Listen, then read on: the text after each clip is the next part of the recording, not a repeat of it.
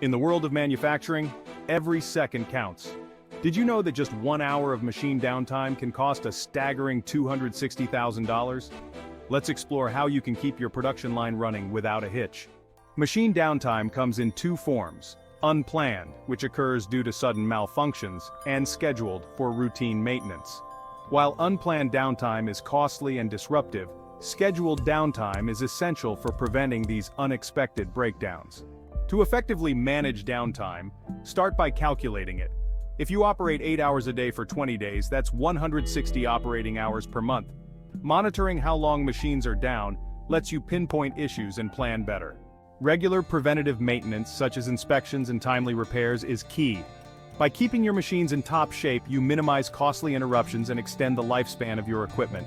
Stay proactive and keep your production line moving. Remember, when it comes to downtime, prevention is half the battle.